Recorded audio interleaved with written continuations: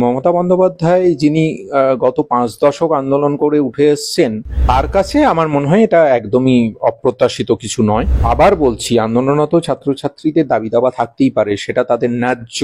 যারা এই আন্দোলনে নেতৃত্ব দিচ্ছেন তাদের মধ্যে একটা বড় অংশ শ্রেণী রাজনীতি নিয়ে কাজকর্ম করেন বলেই আমি জানি। তোমাদের মাথায় রাখা উচিত, মণিপুর গত 6 মাসের বেশি সময় ধরে জ্বলছে। উত্তরপ্রদেশে ঠিক একইভাবে একটি ঘটনাকে উপলক্ষ করে এসমা জারি করা হয়েছিল। সেখানের মুখ্যমন্ত্রীকে এই সদর্থক ভূমিকা নিতে দেখা গেছে। যে অডিও ক্লিপ সামনে এনেছে সেটা নিয়েও আমার ব্যক্তিগত স্তরে কোনো মতামত নেই। মুখ্যমন্ত্রী এটাই বলতে চেয়েছেন যে বা যারাই দোষী হন না কেন তাদের কাউকে ছাড়া হবে না। দেখো, প্রথম কথা হচ্ছে, এখানে আমার দুটো বিষয় আছে, দুটোই রাজনৈতিক বিষয়। আমি নিজে রাজনৈতিক ব্যক্তিত্ব, আমি সাধারণত রাজনৈতিক মন্তব্যই করে থাকি। এক, ভারতবর্ষে সংসদীয় রাজনীতিতে এরকম দুটি ছবি দেখা যায়, আজকে কিছু জায়গায় ভাইরাল হয়েছে। গত 30 বছরে ভারতবর্ষে বিভিন্ন জায়গায় বিভিন্ন রাজ্যে বিভিন্ন আন্দোলন হয়েছে, গণ আন্দোলন হয়েছে। কোথাও কখনো সেই রাজ্যের মুখ্যমন্ত্রীকে, বা যখন কেন্দ্রীয় সরকারের বিরুদ্ধে আন্দোলন হয়েছে, যেমন সর্বশেষে আমরা দেখেছি যে কৃষক আন্দোলন, সেখানেও মাস নয় বছরের ধরে বসে থেকেছেন আন্দোলনরত কৃষকরা, প্রধানমন্ত্রীকে দেখা যায়নি। পার্থক্যটা এখানেই, মমতা বন্দ্যোপাধ্যায় আমার দেখা অন্তত 30 বছরে একমাত্র আইদার মুখ্যমন্ত্রী বা প্রধানমন্ত্রীর মধ্যে যিনি আন্দোলনরত ছাত্রছাত্রীদের মঞ্চে গিয়ে উপস্থিত হয়েছেন। এর থেকে দুটো জিনিস প্রমাণ হয়, এবং তিনি বলেছেন যে কোনো ব্যবস্থা আন্দোলনরত ডাক্তার ছাত্রছাত্রীদের বিরুদ্ধে নেওয়া হবে না। অর্থাৎ গণতন্ত্র, পশ্চিমবাংলায় আমরা যেটার জন্য সবসময়তে গর্বিত বোধ করি, পশ্চিমবাংলার রাজনীতিতে গণতান্ত্রিক পরিসর আছে, এটাই পার্থক্য। 1 নাম্বার গুরুত্বপূর্ণ বিষয়। দ্বিতীয় বিষয় হচ্ছে, ডাক্তাররা যারা আন্দোলন করছেন, আমরা প্রথম দিন থেকে বলেছি যে এই আন্দোলনের প্রতি আমরা সহানুভূতিশীল, সহমর্মিতা প্রকাশ করছি। আমি নিজে এই আন্দোলনে অনেকবার রাস্তায় হেঁটেছি, আমার দলের পক্ষের বাইরে গিয়েও রাস্তায় হেঁটেছি, এবং তোমাদের সংবাদ মাধ্যমে সেটা দেখানো হয়েছিল। 14 তারিখের রাত্রেও আমি রাস্তায় ছিলাম।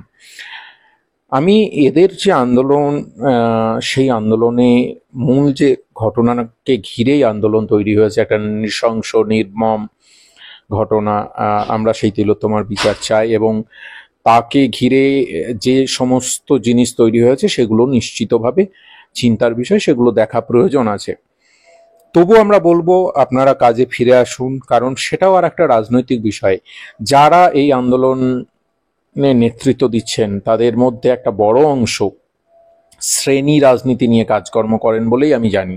অর্থাৎ তাদের রাজনৈতিক আদর্শ শ্রেণীগত যে চরিত্র মানুষের, সেই শ্রেণী অর্থাৎ ক্লাস পলিটিক্স যেটাকে বলা হয়, সেটা নিয়ে রাজনীতি করেন বলে আমি জানি। যদি তাই হয়, তাহলে সরকারি হাসপাতালে চিকিৎসার ব্যাহত হওয়া মানে সব থেকে সমাজের যে প্রান্তিক মানুষগুলো, গরিব মানুষগুলো, আসলে তাদের চিকিৎসা, তাদের পরিষেবা ব্যাহত হয়। একদিকে যখন তারা মনে করেন, আমিও মনে করি, যে চিকিৎসা ব্যবস্থা সম্পূর্ণ রাষ্ট্রের দায়িত্ব হওয়া উচিত, অর্থাৎ রাষ্ট্রের অন্তর্গত প্রত্যেকটা নাগরিক, দেশের অন্তর্গত প্রত্যেকটা নাগরিক, রাজ্যের অন্তর্গত প্রত্যেকটা নাগরিকের চিকিৎসা বিনামূল্যে হওয়া উচিত, এবং সেটা সরকারি ব্যবস্থার মধ্যে থেকেই হওয়া উচিত। এটা আমার রাজনৈতিক একটা আদর্শগত অবস্থান। যারা আন্দোলন করছেন তাদের মধ্যেও অনেকের এই রাজনৈতিক, মানে আমি যতদূর জানি অনেকেরই এই রাজনৈতিক অবস্থান আছে। তাহলে তারা আন্দোলন করতে গিয়ে কেন বিপরীতমুখী একটা অবস্থান নিচ্ছেন? বোঝা যায় কিছুদিন একটা আন্দোলনের ধারা থাকে, সেই আন্দোলনে অনেক সময় স্ট্র্যাটেজিক মুভ নিতে হয়, ডিপ্লোম্যাটিক মুভ নিতে হয়, কিন্তু তারপরেও এই বিষয়টাকে আমি ব্যক্তিগতভাবে মনে করি তারা অন্যভাবেও হয়তো বিচার করতে পারতেন। সেটা ভেবেই তাদের কাছে অনুরোধ, তারা চিকিৎসায় ফিরে আসুন। আজ যখন মুখ্যমন্ত্রী সেই সভামঞ্চে পৌঁছেছিলেন, যেমনটা জানা যাচ্ছে যে কিছুটা হলেও সেখানে বিশৃঙ্খল পরিস্থিতি ছিল, মুখ্যমন্ত্রীকেও অপেক্ষা করতে হয়েছিল তাদেরকে শান্ত হওয়ার জন্য। সেখানে একাধিক স্লোগান উঠেছিল। কোথাও যারা জুনিয়র ডাক্তার, যারা পড়াশোনা করছে, যারা শিক্ষিত, তাদের কাছ থেকে কি এই আচরণটা কাম্য ছিল? না, বিষয়টা এইভাবে দেখা উচিত নয়। মুখ্যমন্ত্রী কি বলেছেন খুব ভালোভাবে নজরে রাখা উচিত আমাদের। উনি বলেছেন যে আমিও ছাত্র আন্দোলন থেকে উঠে আসা একজন রাজনৈতিক নেতৃত্ব, এবং ছাত্র যৌবন তারা যখন আন্দোলন করে, তারা যখন গণ আন্দোলন করে, আমি আমি ব্যক্তিগতভাবে এরকম অন্তত 1 ডজনের বেশি আন্দোলনের নেতৃত্ব দিয়েছি বা সেই আন্দোলনে আহ, অংশীদার হিসাবে ছিলাম। আসলে আন্দোলনের একটা ধারা থাকে, সেখানে একটা আবেগ থাকে, এটা তো চাওয়া পাওয়ার বিষয় নেই, মানে আমি চাওয়া পাওয়া বলতে রাজনৈতিক চাওয়া পাওয়া নয়, খুব ব্যক্তিগত চাওয়া পাওয়ার বিষয় কিছু নেই, যার ফলে আমরা আমাদের আশা করা উচিত নয় যে এটা দলীয় একটা রেজিমেন্টেড ব্যাপারও নয় যে একজন নেতৃত্ব গেলেন এবং সবাই চুপ করে বসে গেল, এরকম হয় না। আন্দোলনের ধারাতে এগুলো হয়, এবং মমতা বন্দ্যোপাধ্যায় যিনি গত 5 দশক আন্দোলন করে উঠে এসছেন, তার কাছে আমার মনে হয় এটা একদমই অপ্রত্যাশিত কিছু নয়। তিনি ভালো করে জানেন আন্দোলন কাকে বলে, আন্দোলন কিভাবে হয়। তো এইসব একটু থাকবে, এইগুলো একদমই ছোটখাটো ব্যাপার, এবং তিনি অভিভাবক হিসাবে এই সমস্ত বিষয় নিয়ে মাথা ঘামান বলে আমার অন্তত মনে হয় না। আচ্ছা, এই মুখ্যমন্ত্রী আসার পরে সেখানকার যিনি জুনিয়র ডাক্তার রয়েছেন আন্দোলনে একাধিক তার যোগদান রয়েছেন, অনিকেত মাহাতো, তিনি বলছেন যে মুখ্যমন্ত্রী আজকে এখানে এসেছেন, তিনি যে দৃষ্টিভঙ্গি দেখিয়েছেন অভিভাবক হিসাবে সেটা উচিত একদম, কিন্তু 34 দিন পরে কেন এই দৃষ্টিভঙ্গি দেখালেন তিনি? হ্যাঁ, এইটা প্রশাসক হিসাবে মুখ্যমন্ত্রী তার মতো করে ভেবেছেন, নিশ্চয়ই তিনি কিছু ভেবে থাকবেন, আহ, সেই মতো তিনি ব্যবস্থা নিয়েছেন। একটা আন্দোলন এতদিন ধরে চলছে, তিনি বিভিন্ন সময় বিভিন্নভাবে তো যত আমরা যদি দেখি গত 34 দিনে কখনো তিনি এই আন্দোলনরত ছাত্রছাত্রীদের বিরুদ্ধে একটি কথাও বলেননি। সবসময় তিনি বলেছেন যে আন্দোলনকে আমি সমর্থন করি, অর্থাৎ এই যে আন্দোলনকে সমর্থন করার বিষয়, সেটা তাহলে তিনি বলেছেন যখন, তখন মাথায় রাখতে হবে যারা আন্দোলনকারী ছাত্রছাত্রী যে তিনি মানসিকভাবে অন্তত তাদের সঙ্গে আছেন, একটা বিষয়।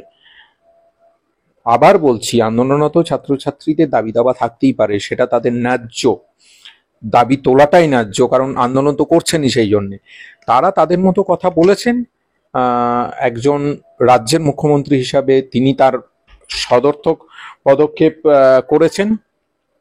তোমাদের মাথায় রাখা উচিত, মণিপুর গত 6 মাসের বেশি সময় ধরে জ্বলছে, উত্তাল পরিস্থিতি, সেখানে স্বাভাবিক পরিস্থিতি নেই, প্রতিদিন আমরা দেখতে পাচ্ছি অশান্তির পরিবেশ, ভয়ঙ্কর পরিবেশ। সেখানের মুখ্যমন্ত্রীকে এই সদর্থক ভূমিকা নিতে দেখা গেছে। উত্তরপ্রদেশে ঠিক একইভাবে একটি ঘটনাকে উপলক্ষ করে এসমা জারি করা হয়েছিল, সেখানে যিনি মুখ্যমন্ত্রী তাকে কি এই ভূমিকায় দেখা গেছে? অর্থাৎ আমি বারবার বলছি, গণতান্ত্রিক পরিবেশ এবং গণতন্ত্রের যে মহিমা, সেই বিষয়টা পশ্চিমবাংলায় দেখা যাচ্ছে, এবং সেই জন্য আমরা নিশ্চিতভাবে আমরা গর্বিত যে আমরা পশ্চিমবঙ্গের বাসিন্দা, এবং মমতা বন্দ্যোপাধ্যায় সেই পরিবেশ এখনো ধরে রেখেছেন। আমি যেটা বলছিলাম কিছুদিন আগেই, এটা নিয়ে আলোচনা হচ্ছিল, এবং গতকাল সিতারা মিয়াচুরি জীবনাবসান হয়েছে। এই ছবিটা খুব ভাইরাল হয়েছিল, তোমরা হয়তো দেখে থাকবে, যে যখন সীতারাম ইয়েচুরি জেএনইউ এর ছাত্র নেতা এবং ওই বিশ্ববিদ্যালয়ের চ্যান্সেলর শ্রীমতী ইন্দিরা গান্ধী ছিলেন তখন দেশের প্রধানমন্ত্রী হিসাবে, সেই সময় দাঁড়িয়ে ইন্দিরা গান্ধী পাশে দাঁড়িয়ে সীতারাম ইয়েচুরি তারই পদত্যাগ চাইছেন। সেই ছবিটা এবং আজকের ছবিটা একটা কয়েক দশকের তফাৎ, কিন্তু ভারতীয় গণতন্ত্রের দুটো উজ্জ্বল দৃষ্টান্ত বলে আমি মনে করি। আদর্শগত দিক থেকে সীতারাম ইয়েচুরি এবং ইন্দিরা গান্ধী একদম বিপরীত মেরুতে অবস্থানকারী দুজন রাজনৈতিক ব্যক্তিত্ব, একজন তখন ছাত্রনেতা, একজন ভারতবর্ষের প্রধানমন্ত্রী। ঠিক একইভাবে আজকেও তৃণমূল কংগ্রেসের নেত্রী মমতা বন্দ্যোপাধ্যায়, তিনিও একটা রাজ্যের মুখ্যমন্ত্রী, এবং যারা আন্দোলন করছেন তাদের মধ্যে হয়তো অনেকেই রাজনৈতিকভাবে সম্পূর্ণ বিপরীত মেরুতে অবস্থান করছেন, কিন্তু তাদের মঞ্চে পাশাপাশি দাঁড়িয়ে তার বিরুদ্ধেই ওঠা বিভিন্ন, অর্থাৎ তিনি প্রশাসনিক প্রধান, প্রশাসনের কাউরির বিরুদ্ধে যখন তারা কথা বলছে, তার মানে সামগ্রিকভাবে হয়তো রাজ্যের প্রশাসনের বিরুদ্ধে কথা বলছেন, সেখানে দাঁড়িয়েও তিনি ওই আন্দোলন মঞ্চে পৌঁছে যাচ্ছেন এবং শুনছেন। এই যে উজ্জ্বল দৃষ্টান্ত, ভারতবর্ষের গণতন্ত্র এইভাবেই চলুক আমরা চাই, যেটা যেটা আবার এটাকে রাজনীতিকরণ করতেই হচ্ছে না চাওয়া সত্ত্বেও, সেটা হচ্ছে বিজেপি শাসিত কেন্দ্র বা বিজেপি শাসিত রাজ্যগুলিতে ঠিক উল্টো অবস্থান দেখা গেছে। এটাই পার্থক্য। আমরা এই ভারতবর্ষ চাই, আমরা এই পশ্চিমবঙ্গ চাই, আমরা ওই ভারতবর্ষ বা ওই ধরনের রাজ্য চাই না, সেটাই পার্থক্য। মুখ্য আন্দোলনকারীরা বলছেন যে তারা তাদের যে 5 দফা দাবি আছে সেই দাবি নিয়ে কোনো সমঝোতা করবে না। মুখ্যমন্ত্রী যাবার পরে তাদের এই বক্তব্য, এবং তারা এটাও বলছেন যে তারা সমালোচনা বা আলোচনায় বসতে একদম প্রস্তুত, মুখ্যমন্ত্রী যেখানে ডাকবেন সেখানে তারা চলে যাবে। কিন্তু এর আগেও তো তাদের নবান্নে ডাকা হয়েছিল, সেক্ষেত্রে লাইভ স্ট্রিমিং এর যে দাবি ছিল সেটা না করায় তারা যোগদান করেনি। এবার কি মনে হয় যে সেই যে আলোচনা এত দীর্ঘদিন ধরে সবাই অপেক্ষায় রয়েছে, সেই আলোচনা সম্পূর্ণ হতে পারে? না, এইটা না, আলোচনা হবে কি হবে না সেটা তারা ঠিক করবেন। আমাদের পক্ষ থেকে মুখ্যমন্ত্রী মমতা বন্দ্যোপাধ্যায় যে আলোচনায় আগ্রহী, সেই আগ্রহ তিনি প্রকাশ করেছেন, এবং তার ভিত্তিতে সেদিন তিনি বসেছিলেন, 2 ঘন্টার উপর বসেছিলেন। আজকেও তিনি গিয়ে সরাসরি নিজে ছাত্রছাত্রীদের সঙ্গে কথা বলেছেন এবং বলেছেন যে তিনি আলোচনায় আগ্রহী। ডাক্তারি ছাত্রছাত্রী, আন্দোলনকারী ছাত্রছাত্রী যারা আছেন, তারা যদি চান তাহলে নিশ্চিতভাবে আলোচনার রাস্তা খোলা রাখছেন উনি। তো এর বেশি তো এই মুহূর্তে বলার কিছু নেই আমাদের পক্ষ থেকে। এবার যারা আন্দোলনরত ছাত্রছাত্রী তারা সিদ্ধান্ত নিন, এবং নিশ্চিতভাবে মুখ্যমন্ত্রী বলে দিয়েছেন, তার উপরে তো আমাদের আর নতুন করে বলার কিছু নেই। সভামঞ্চ থেকেই মুখ্যমন্ত্রী বলেছিলেন যে আন্দোলনকারীদের উদ্দেশ্যে যে আপনারা যা ভাবছেন কেউ আমার বন্ধু নয়, আমি কাউকে চিনি না, আমি তো কাউকে জানি না। কোথাও কি যেখানে সন্দীপ ঘোষকে বারবার রাজ্য শাসক দলের সঙ্গে যুক্ত করা হচ্ছিল, সেক্ষেত্রে মুখ্যমন্ত্রী মন্তব্য দিলেন? না, মুখ্যমন্ত্রী আমার ধারণা, দেখুন উনি কি ভেবে বলেছেন সেটা উনিই বলতে পারবেন। তবে রাজনৈতিকভাবে আমি দেখে মানে আমি ওনার বক্তব্যটা শুনে যেটুকু বুঝেছি, বা দলীয় স্তরে আমাদের যে আলোচনা হয়েছে তাতে যেটুকু বুঝেছি, সেটা হচ্ছে মুখ্যমন্ত্রী এটাই বলতে চেয়েছেন যে যে বা যারাই দোষী হন না কেন, তাদের কাউকে ছাড়া হবে না। কাউকেই বিভিন্ন লোকজন বিভিন্নভাবে হয়তো বলার চেষ্টা করছেন, বিভিন্ন বিরোধী দল রাজনৈতিক উদ্দেশ্য নিয়ে মুখ্যমন্ত্রীর সঙ্গে একটা কাছের সম্পর্ক আছে এরকম বলার চেষ্টা করছেন। সেই বিষয়টা তিনি আজকে আরেকবার পরিষ্কার করে দিয়েছেন যে প্রশাসক মমতা বন্দ্যোপাধ্যায়ের কাছে কোনো বন্ধু বলে কেউ নেই। প্রশাসনের সর্বোচ্চ জায়গায় থেকে তিনি নিরপেক্ষভাবেই সিদ্ধান্ত নেবেন। আন্দোলনকারী ডাক্তারদের যেমন দাবি, তারা তারা তাদের দাবিতে একদম অনড় হয়ে রয়েছেন, সেক্ষেত্রে শাসক দল থেকে একদম স্পষ্টভাবে বলা আছে কি কি পদক্ষেপ নেবে না নেবে। এবং এরই মাঝে দেখা যাচ্ছে সেই আন্দোলনকারী ডাক্তারদের উপর হামলার ছক কষা হয়েছে, যে বিষয়ে কুণাল ঘোষ তিনি একটি ক্লিপ ভাইরাল করেছিলেন, যে প্রেক্ষিতে আমরা দেখলাম যে সঞ্জীব রায় গ্রেফতার করা হলো। সঞ্জীব দাস হ্যাঁ, এবং সঞ্জীব দাস। কলতান দাশগুপ্ত। হ্যাঁ, করতন দাশগুপ্ত দুজনকে আজকে, গতকাল একজনকে গ্রেফতার করেছে, আজকে একজনকে গ্রেফতার করা হলো। এবং সেই বিষয় নিয়ে এবার বিজেপির তরফ থেকে প্রশ্ন উঠছে যে করতন দাশগুপ্ত যে গ্রেফতার করা হয়েছে, তাহলে তার আগে কেন কুণাল ঘোষকে কেন জিজ্ঞাসাবাদ করা হয়নি, তার কাছ থেকে এলো? দেখুন, এই বিষয় নিয়ে আমার কোনো মন্তব্য নেই। এটা পুলিশ দেখছে, তারা বলবে কি বিষয়, সেখানে কি আছে না আছে তদন্ত হচ্ছে, তদন্ত থেকে বেরিয়ে আসবে এর সত্যটা কি। পুলিশ আইন অনুযায়ী দুজনকে গ্রেপ্তার করেছে কিনা আমি এখনো নিশ্চিত নই।